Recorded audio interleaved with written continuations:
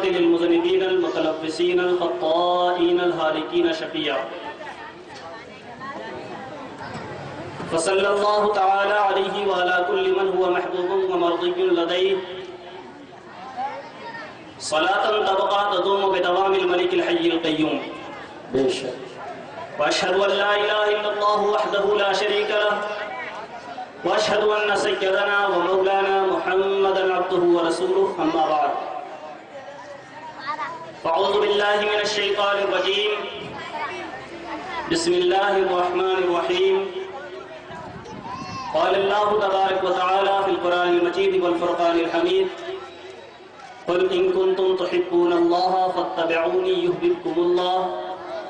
صدق الله مولانا العظيم وبلغنا رسوله النبي الكريم ونحن على ذلك لمن الشاهدين والشاكرين والحمد لله رب العالمین. محمد کی محبت دین حق کی شرط اول ہے.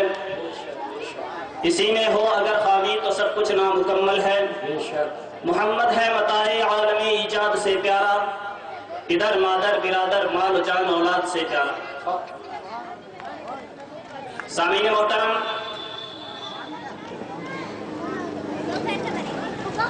اللہ کے رسول صلی اللہ تعالی علیہ وسلم کی سچی محبت یہی اصل ایمان، عین ایمان اور جامع ایمان. اور جو دل اس نعمت عظمیٰ سے خالی ہے وہ ویران ہے اور برباد.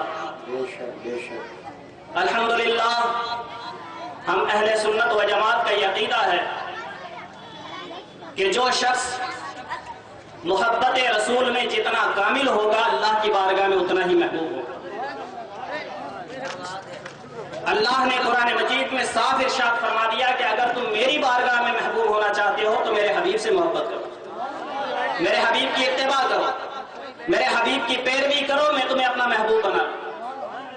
حضرات، اتباع رسول، محبت رسول یہی چیز ایسی ہے جو آدمی کو درجہ کمال تک پہنچا دیا کرتی ہے.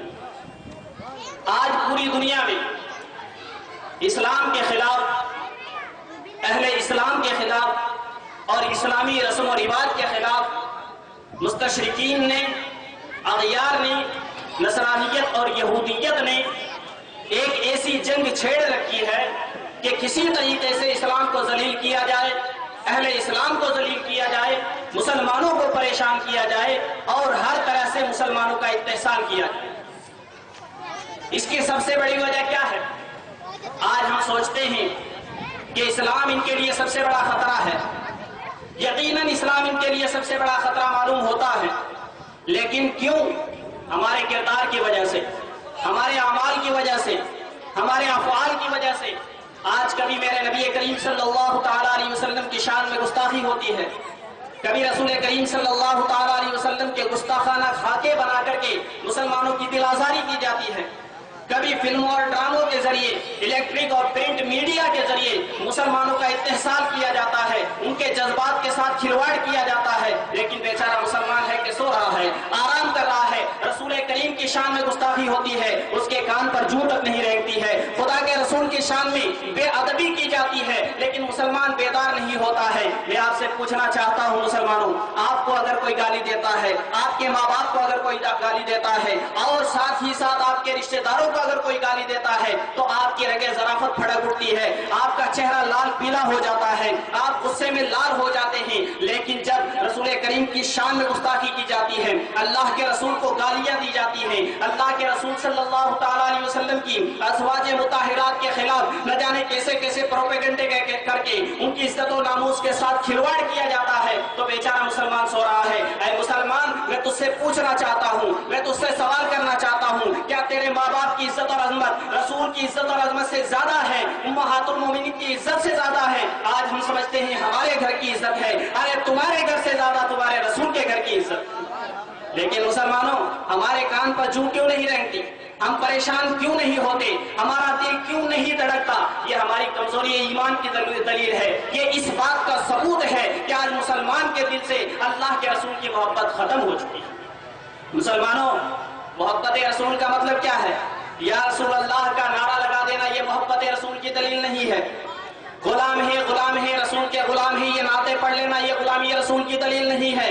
واقعی اگر آپ کو یہ رسول کریم صلی اللہ تعالی علیہ وسلم سے الفت و محبت ہے، اللہ کے رسول سے آپ محبت کرتے ہیں، تو میرے رسول کے کردار کو اپنائیے، ان کی سیرت کو اپنائیے، اور دنیا والوں کو بتا دیجئے کہ تم میرے نبی صلی اللہ تعالی علیہ وسلم کے گستاخ ہو۔ جتنی رسول کی شان تم گھٹانے کی کوشش کرو گے، ہم اپنے کردار کی وجہ سے، اپنے اعمال کی وجہ سے، اپنی سیرت کے ذریعے ہم دنیا کو یہ بتا دیں گے کہ مسلمان چاہے اس سے کوئی بھی ناراض ہو جائے، میرے رسول ناراض نہیں ہونے چاہیے۔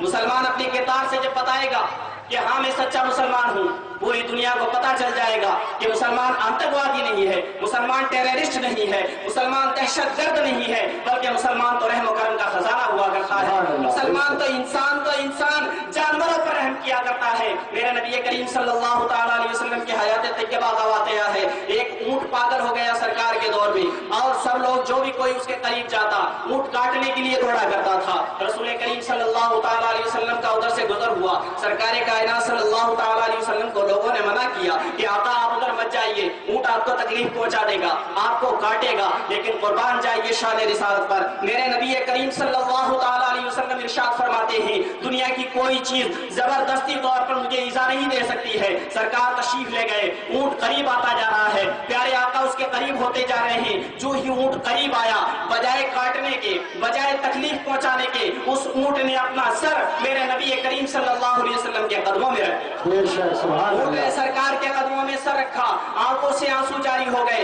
دیکھنے والوں نے دیکھا، ایسا محسوس ہو رہا تھا جیسے اونٹ کچھ کہہ رہا ہے، سرکار کچھ سن رہے ہیں، آقا اسے تسلی دے رہے ہیں، اس کے سر پر ہاتھ پھیر رہے ہیں۔ پھر آقا ارشاد فرماتے ہیں اس کا مالک کون ہے، اسے بلایا جائے۔ اس کے مالک کو بلایا گیا اور اس کے مالک سے کہا کہ یہ اونٹ پاگل نہیں ہوا ہے، بلکہ اس کی شکایت ہے، یہ مجھ سے شکوہ کر رہا ہے کہ میرا مالک مجھ سے کام زیادہ لیتا ہے، میرے اوپر بوجھ زیادہ لادتا ہے، اور مجھے کھانا کم دیتا ہے، مجھے چارہ کم دیتا ہے، لہٰذا جتنا چارہ تم اسے دیا کرو اتنا ہی کام اس سے لیا کرو۔ اگر اس کے خلاف تم کرو گے تو جان لو کہ یہ ظلم میں شمار ہوگا، اور اسلام ظلم و زیادتی کا کبھی بھی درس نہیں دیا کرتا۔ نعرہ تکبیر، نعرہ رسالت، حضرت علامہ مولانا ابو بکر صاحب قبلہ، سبحان اللہ۔ حضرات مفکر قوم ملت حضرت علامہ مولانا ابو بکر صاحب قبلہ تشریف لا چکے ہیں، میں تہہ دل سے حضرت کا استقبال کرتا ہوں۔ حضرات نبی کریم صلی اللہ تعالی علیہ وسلم کے دیوانوں کا جوش اور جذبہ آج اسلامی جلسوں میں ضرور نظر آتا ہے، لیکن عام طور پر ان کے کردار و عمل سے، ان کے افعال سے، ان کے کیریکٹر سے کوئی ایسی بات ثابت نہیں ہوتی جس کی وجہ سے یہ جانا جائے، یہ پہچانا جائے کہ یہی سچا مسلمان ہے۔ نعرہ تکبیر، نعرہ رسالت۔ علماء کرام تشریف لا چکے، تمام حضرات کھڑے ہو کر نعرہ تکبیر